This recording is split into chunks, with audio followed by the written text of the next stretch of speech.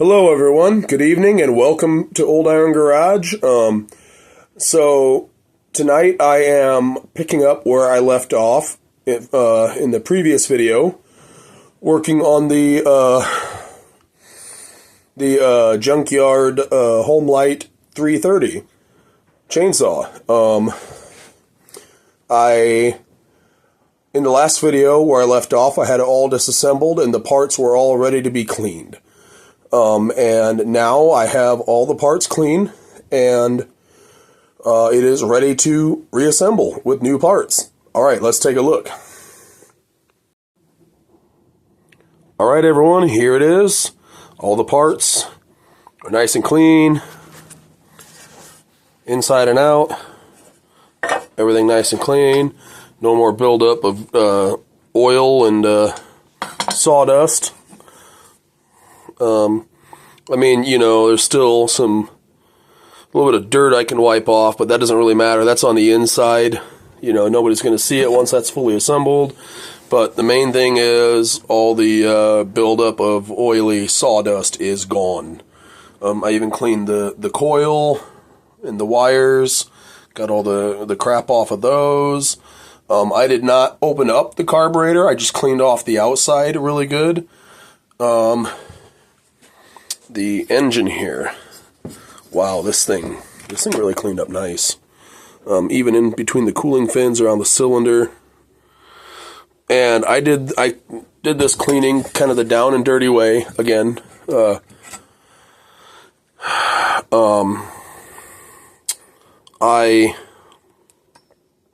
only thing that didn't come real clean is the fins on the flywheel.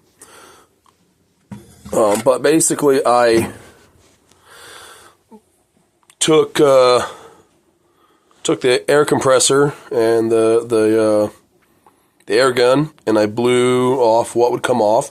Then I sprayed everything with a coat of WD-40 and let it set, let it soak in and saturate into the remaining dirt. And I then blew it off, and that works very well. And it leaves a nice film of WD-40 on everything as kind of a corrosion protectant, and yeah, it works great. Anyway, the parts that you don't see over here though are the new parts that are ready to, or the new parts that I had to order from eBay. So like the top half of the casing, that's the old one, the one with the handles busted off. I don't have that over here, but these are all of the parts that came from the saw. All cleaned and ready to go. I mean, I still have to clean out the inside of the fuel tank. And as you can see, there's 2-cycle oil dripping out of the fuel line. So the fuel line needs cleaned out, the fuel filter, and the inside of the fuel tank. I guess I do still have a couple parts over here to clean, those pieces and the handlebar. Yeah, other than that, she's ready to start assembling. So let's start assembling. Alright, so let's dive in. Let's get started. So, first things first, we need to change out this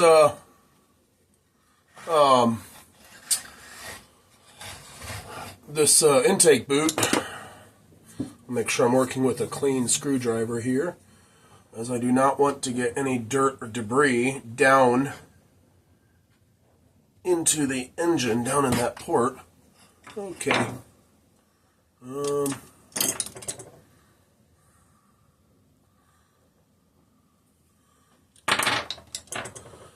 That's pretty tight, so better make sure this is all clean.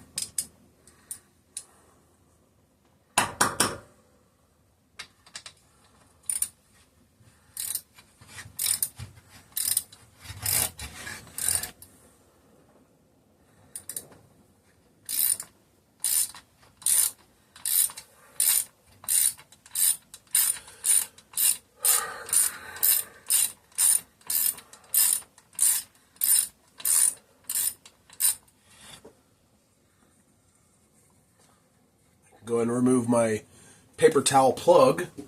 Verify that. Nope, no debris in there. Awesome. That's perfect.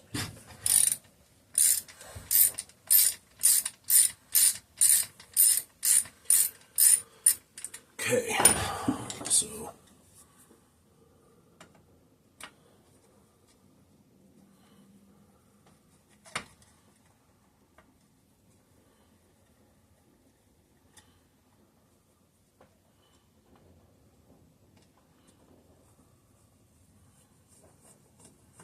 there's this. Oh, I dropped a screw. Problem is, it landed on a Kohler KT-17 engine, so it's down there somewhere on the engine. It may have fallen on the ground underneath it. I have no idea.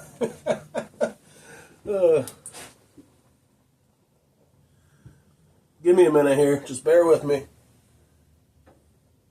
That's kind of an important screw, so I need it. Oh, ooh, there it is. Good. I have a little magnet on a 24-inch pry bar that I use to pick up stuff quickly off the ground. Found it. But anyway, so out comes this assembly. The reed valves come with it. Now, I'm going to take a peek down in here, see if I see any debris from the boot. From what I can see, I don't see any debris from the boot.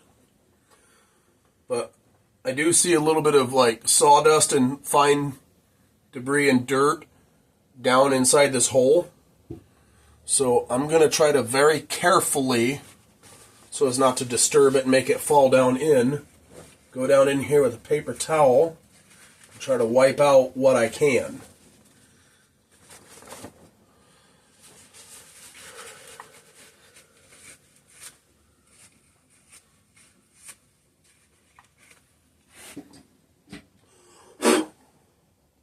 That looks good. That looks good. That looks real good.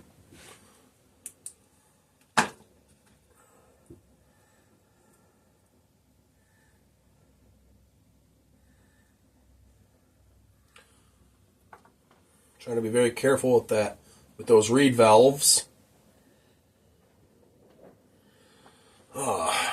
This what's left of this intake boot is petrified and stuck hard onto this this thing, the clamp thing that holds it down, that holds the intake boot and reed valves down to the inlet on the crankcase. I'm literally just kind of chipping it away. It's coming off in pieces. Oh, and this was the other end of what's left of the intake boot. Not in very good shape. Trash.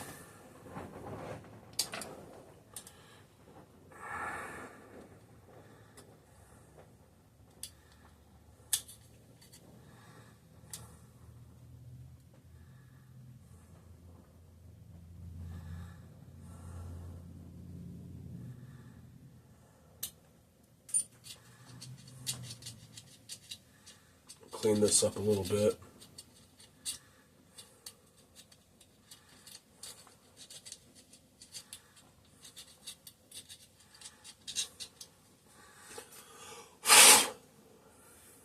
Just want to make sure that's good and clean,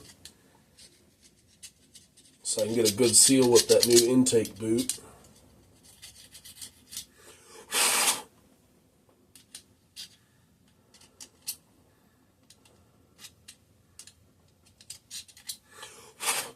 Okay, I'm going to take these pieces and they can go in the trash.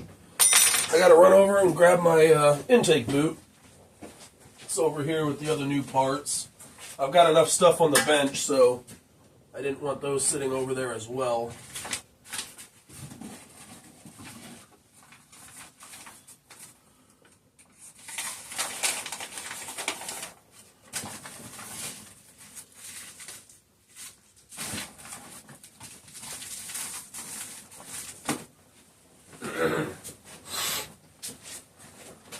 All right.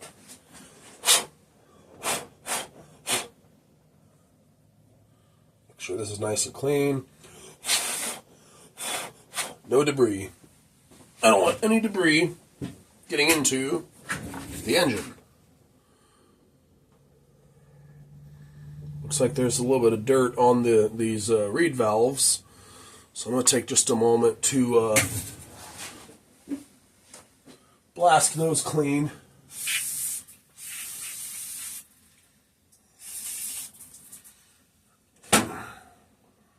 Alrighty.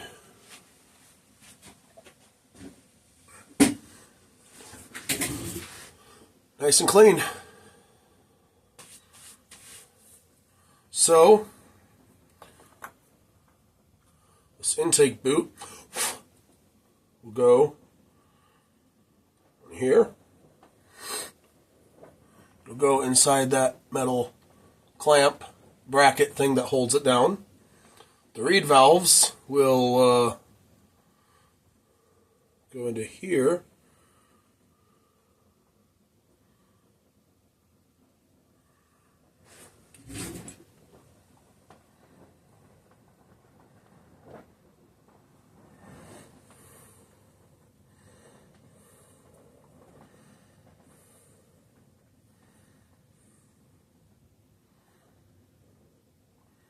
They'll get pushed into the intake boot. So this assembly will look like this. One moment here.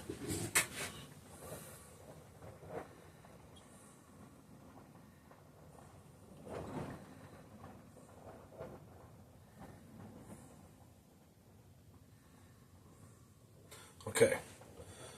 Those reed valves are directional, and I just wanted to make sure I knew which direction that they go in. Yep. Oh, it's the other way.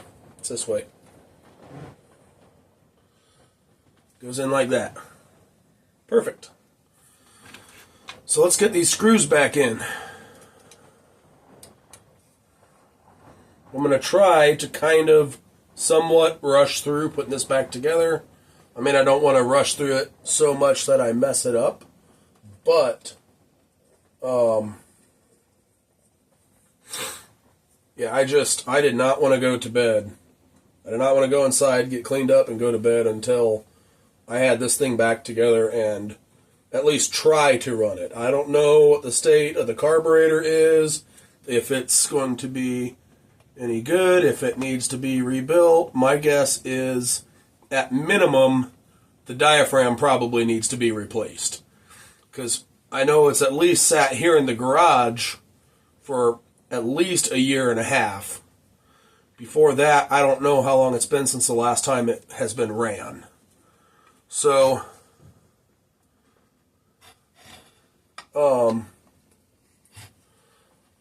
yeah, I mean, who knows? This thing may not have been ran in like 5 years. It's hard to say. Maybe longer. Now this needs to be cinched down fairly tight. Because that, if it's not, that is going to be a vacuum leak. Now,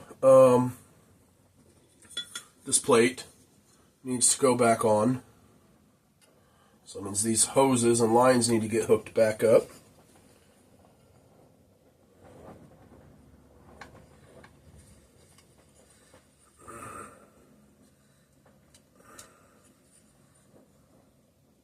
Come on.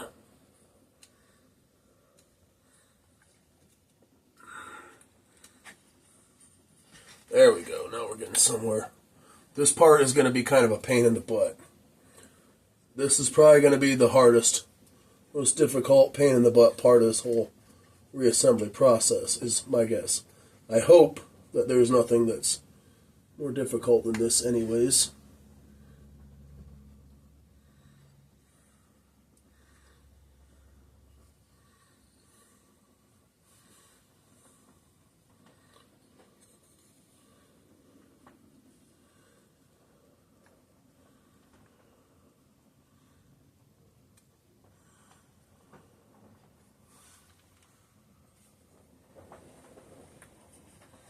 Need a little bit of something on the end of this line to try to convince it to want to go through this grommet. Because the end of the line is expanded, and so it's not really wanting to go through.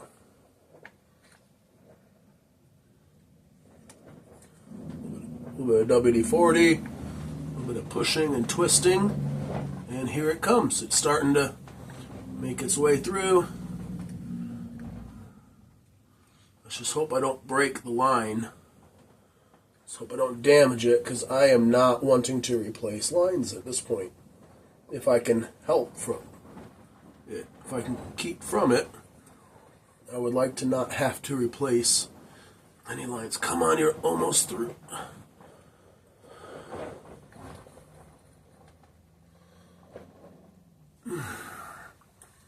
Man. Okay, yeah. Here we go. I'm getting it through. Perfect. Now we need to get the intake boot through this plate. Which this intake boot is new, pliable, so it should pop through there without too much trouble. As far as like, it shouldn't crack or break or anything. If it does, I'm going to be upset because this is a brand new part. Come on, girl. Get up in there. Get up in there. Come on, girl. Don't break. Don't do anything stupid. Almost there. All right. Oh, what a relief. What a sigh of relief. That is done. There was 1, 2 lines to hook up underneath, 1 line to push through a rubber grommet, and then this intake boot to push through and get seated, all on that plate. And that is done.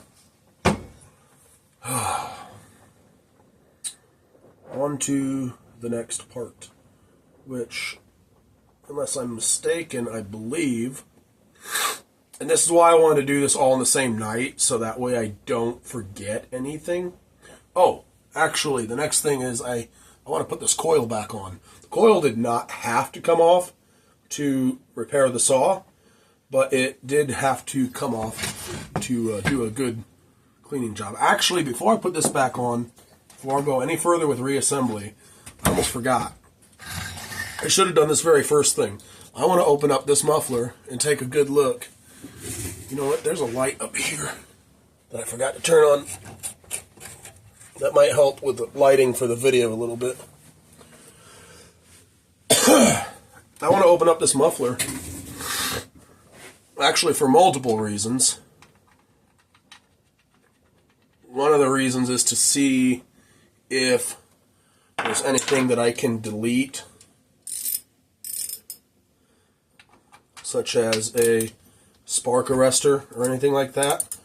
But another reason is to see if the exhaust port is clear or if it's full of debris, full of carbon. And the last reason is because that'll give me a good look into the cylinder and at least on one side of the piston, to give me an idea of the condition of everything in there. Come on.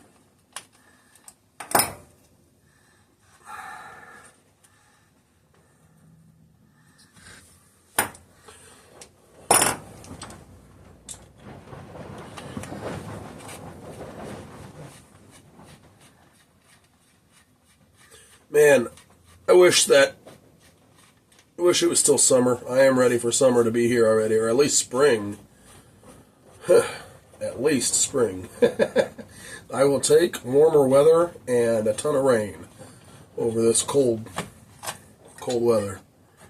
Ugh, this cold weather is nasty. Every year, I used to, when I was a kid, when I was a teenager, I didn't mind it because I loved the snow.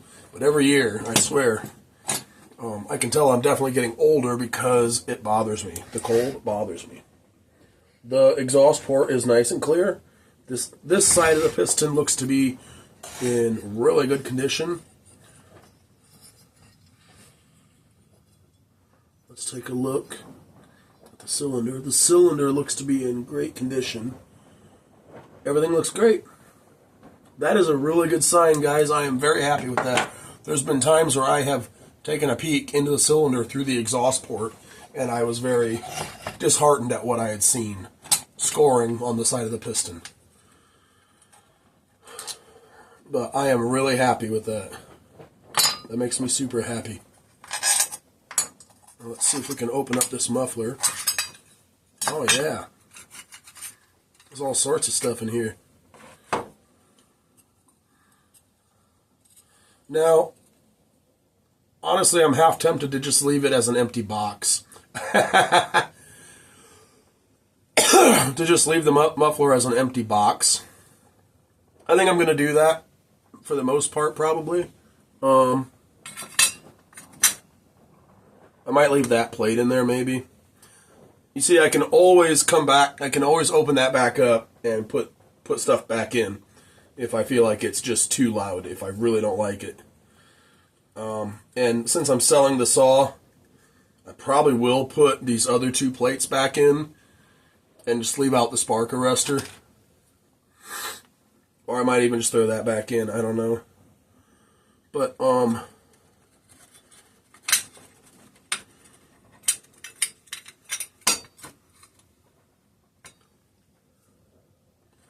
you know what?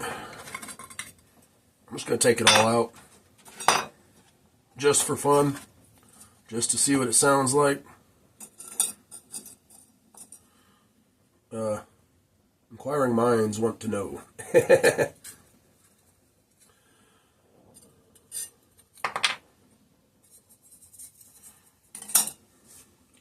At least mine does.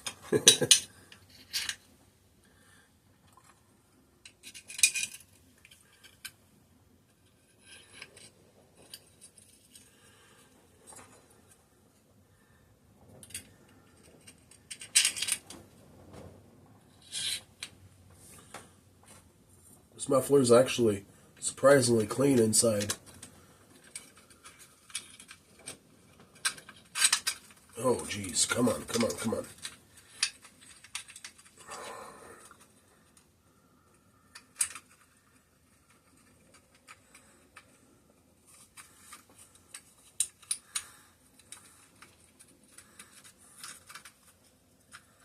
Hey.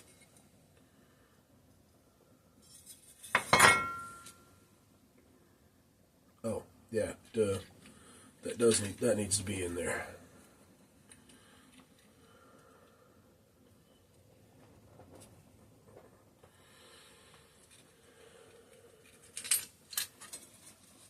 Let's set this down. Oh, that one is longer.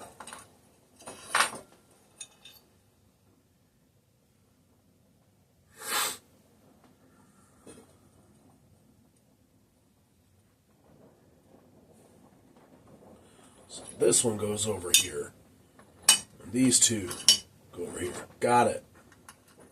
Did not realize at first that one of those was longer than the other. Or one of those was shorter than the other two.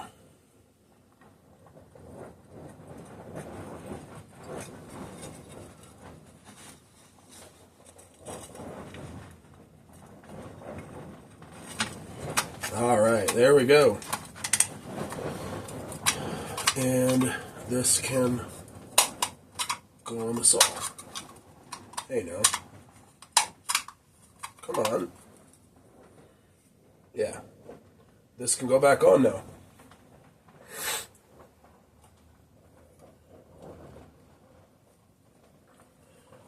It'll go like this.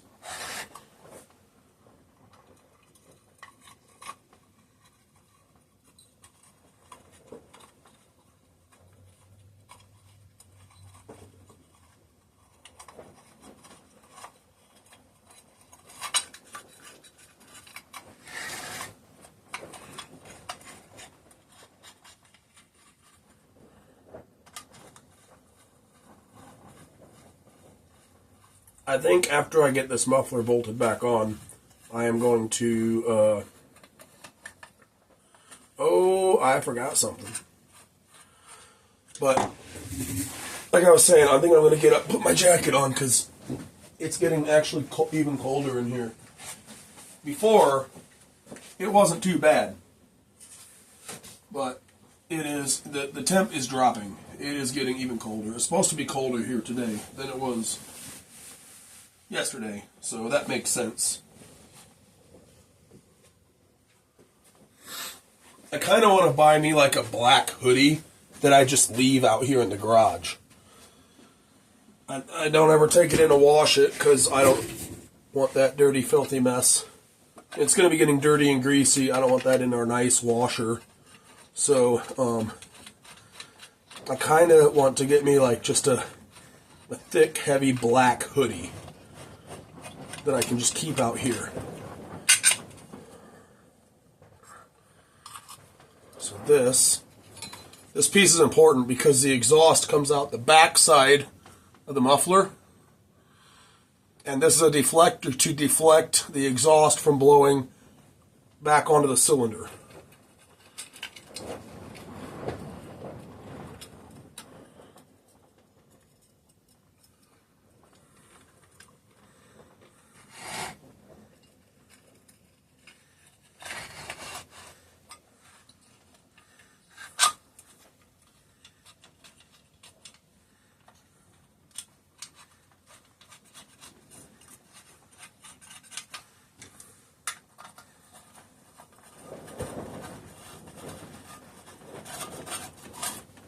I really cannot wait to hear what this muffler sounds like when this thing cracks off with just an empty muffler.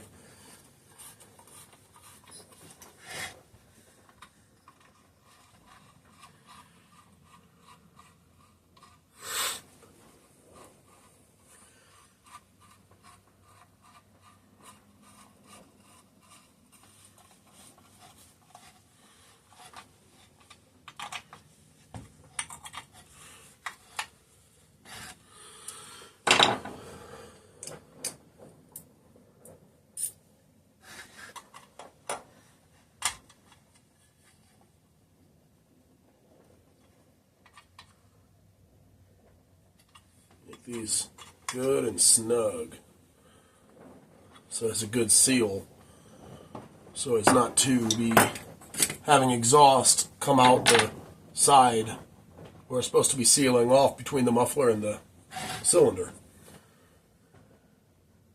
Okay, yeah, back to where I was.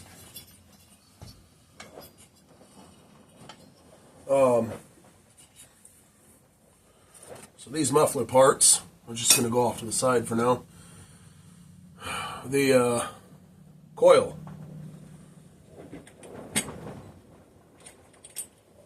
These two went to the coil. A little dirty. Let's give them a little brushing. Everything else is clean, so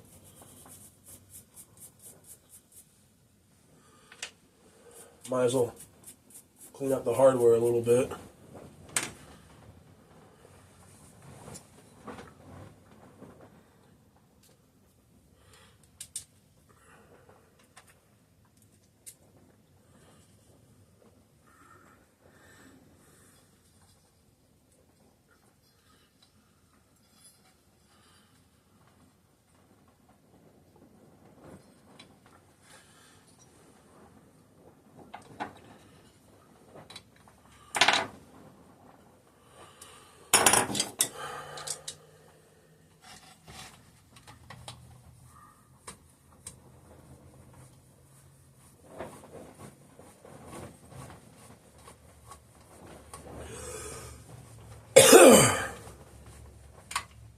I did spend some time brushing this coil clean. It had so much buildup on it, dirt and oily sawdust buildup. So now I want to set this fairly close.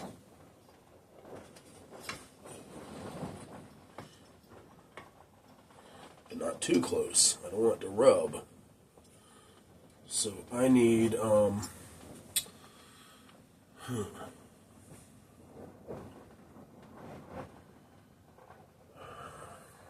piece of paper. I don't have any paper.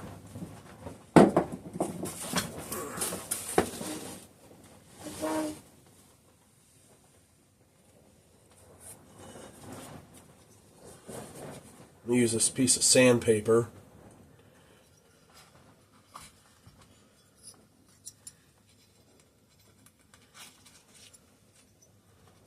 To set the air gap between the coil and the flywheel where the magnets are.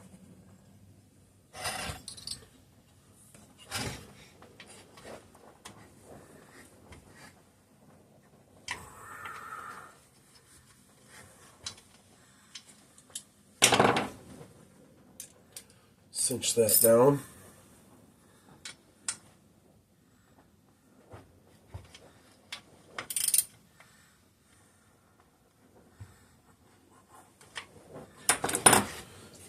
And pull out the sandpaper. Oh yeah, it's nice and close, but not too close. It's just perfect.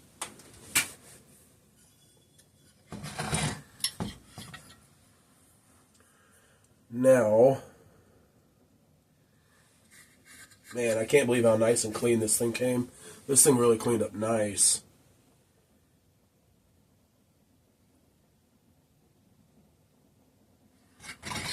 Sorry, I just got distracted. I think if I remember correctly, this goes on next. No, it does not. I'm a little tired and out of it, so please excuse me if I have to think to remember what goes on in what order. And also please remember that this is my first time having a Homelite 330 this far apart. Man, did that clean up nice or what? That is beautiful. I can't believe this is hidden away inside the saw. It's so pretty.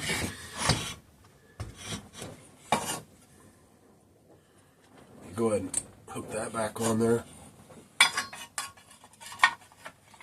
This goes on like so.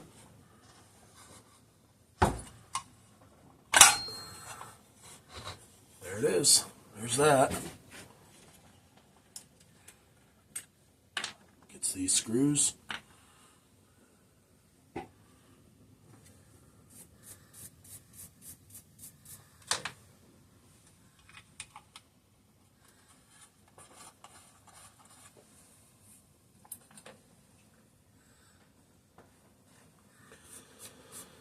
And this one down here had like a basically like a ground wire hooked up to it to go up to the kill switch.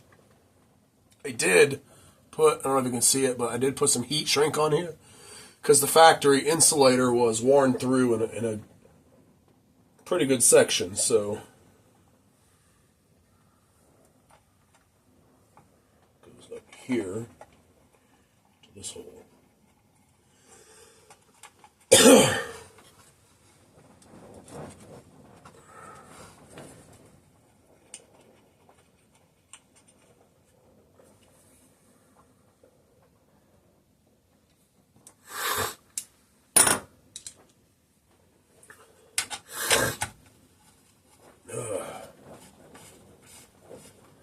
This cold has got my nose running.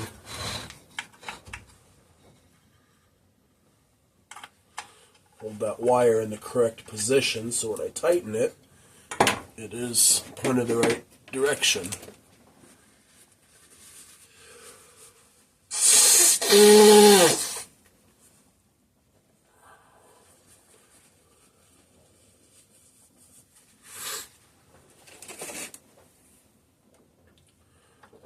Another one goes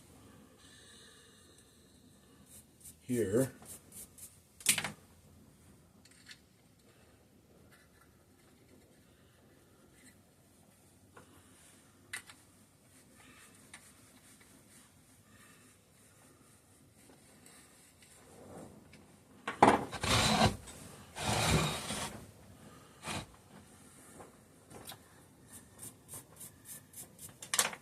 goes here.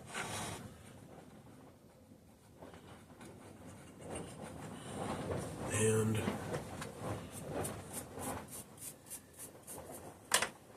here.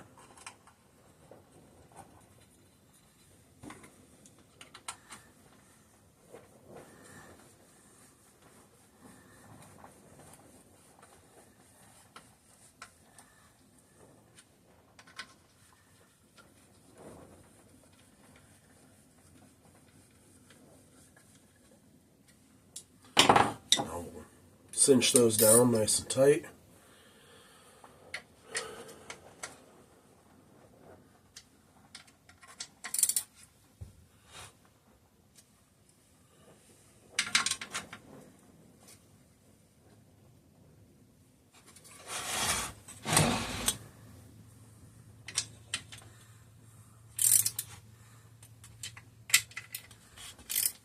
Ooh, that wire moved. I'm going to have to hold on to the wire, I guess, while I tighten this one up. Come on. Just a little more. I want that wire pointed in the right direction so that way the wire is not making like a sharp bend, you know? So, now that's on. Man, this thing just makes a pretty little engine just like that, you know? Throw the recoil on it and put this thing on like a, I don't know, bicycle. Put it on a bicycle. Now it gets, oh, nope, still not yet. Trying to remember. I'm getting old.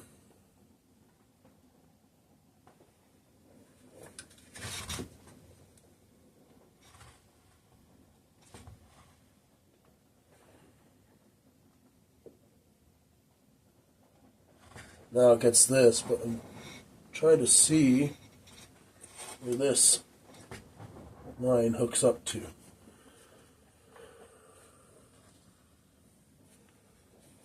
Okay, goes in that. I was thinking, yeah, no, it goes like this.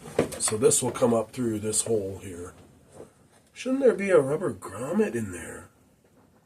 There should be a rubber grommet in there, and I don't have one. That's nice. There's no rubber grommet there. Well, I will have to order one, I guess. Alright, well, anyway, but it needs to have the cap off.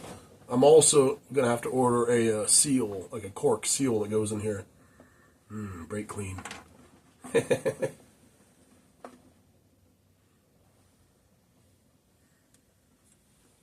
Okay. So that goes on there like that. And now, I'm trying to think, I'm looking at my parts. Now I believe, yes, my top cover goes on. Top cover's missing the switch. So we're going to move this aside.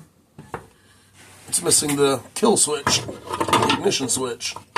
So we'll set that aside. We'll grab our other one. And that tab is going to have to get folded up over.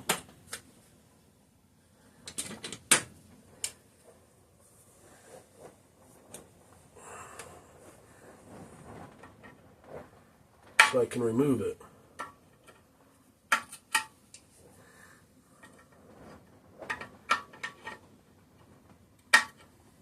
Come on.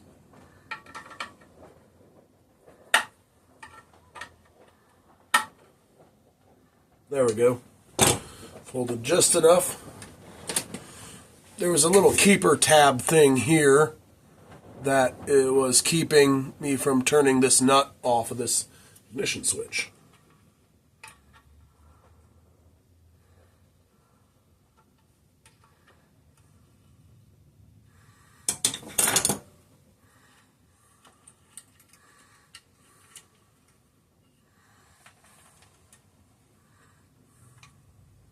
Okay, so I have what I need.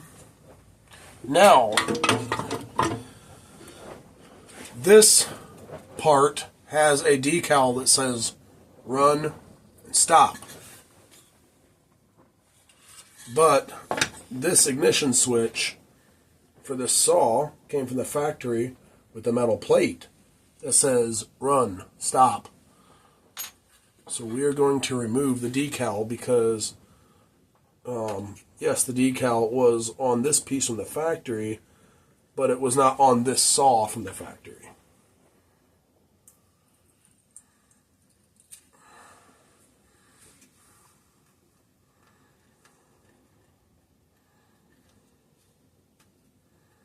So we're going to remove it. I am a little bit of a perfectionist with some things, so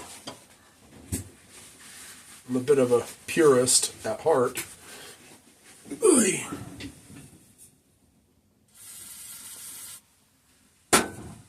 Now we're going to take off that sticky residue from that decal.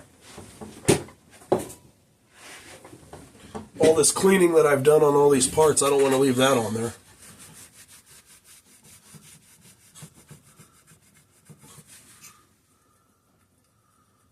Brake Clean does a good job at removing adhesive, like sticky residue from like decals and stuff. There. It's almost as if it was never there. Ta-da. So now I need to clean this ignition switch.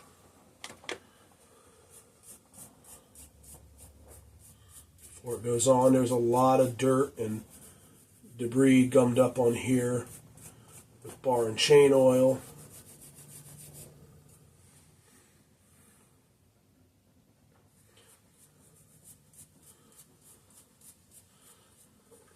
I'm just taking I don't want to do it over here, over these clean parts. That's why I'm doing it off camera. I'm just taking a toothbrush that I keep in my toolbox just for little tasks like this. And I'm brushing all the debris off. Sorry I can't do it on camera. I just don't want to get all this dirt and oil all over my new, well, freshly cleaned parts.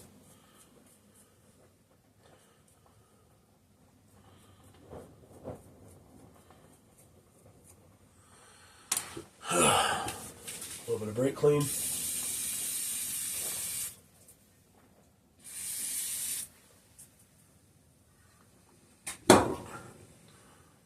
And we have basically what looks to be a brand new switch. Nice and clean.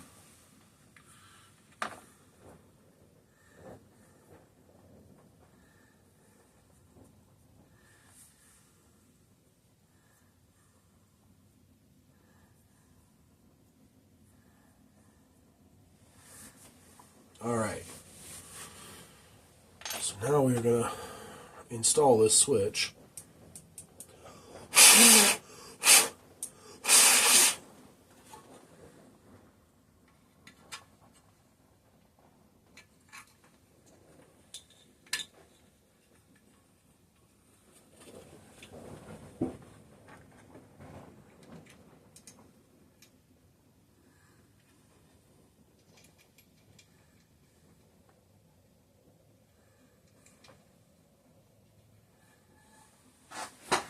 Sorry, I was doing that off camera. I just caught myself.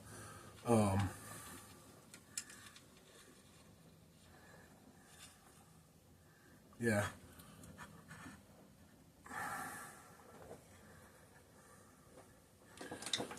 Alright, now let's tighten this nut.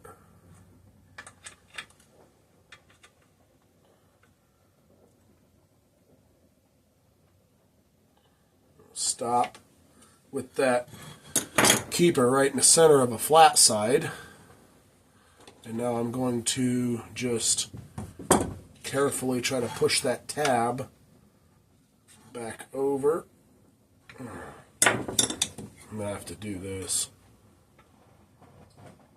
I'm going to have to use the pliers to bend it back.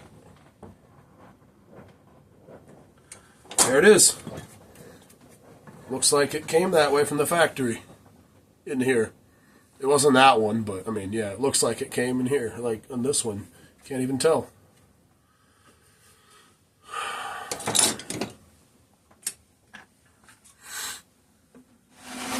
So let's get this over here. And okay,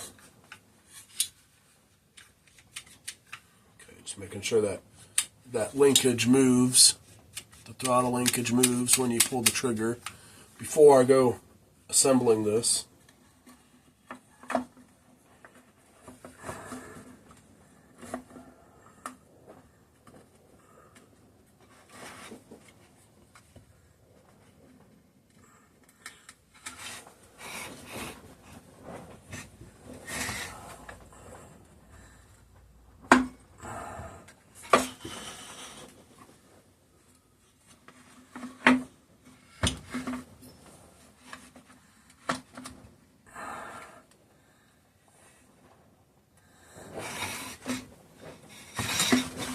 All right, I got it.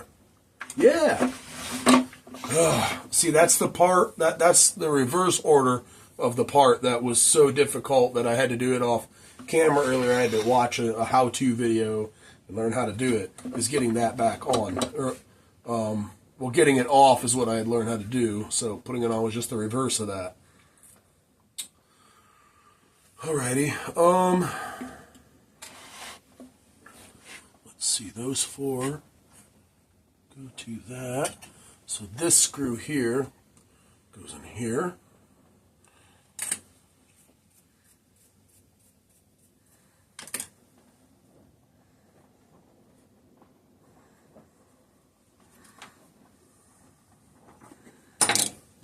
Man, it would suck if I get this all back together and realize that I forgot something important. Wouldn't that suck?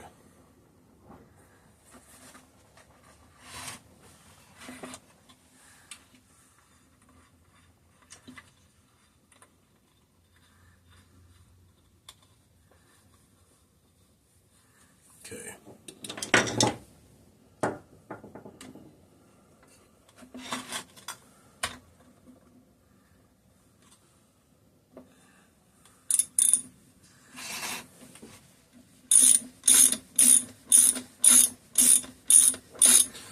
So I'm putting a bolt in for one of the rubber grommets, or one of the rubber mounts, the anti-vibe bushings,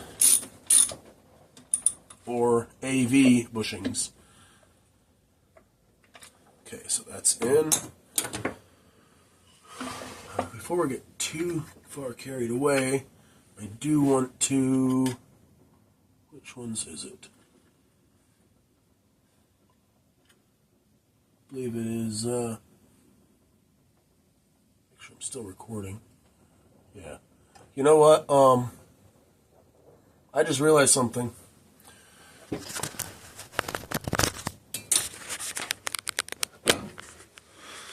We are at about approximately 50 minutes into this video and far from done. So, I'm going to cut the I'm going to cut the video here, and we will pick up where we left off in the next video. So that way I don't end up with a video that's like an hour and a half or 2 hours long. Some people don't like that, so I try to split it up into, once I get up to about 45, 50 minutes, I try to cut it off. So, yeah, anyways, that's a wrap for this video. I hope you enjoyed this video, and if you like what you're seeing on this channel, please hit that subscribe button, and I will see you in the next one. All right, later.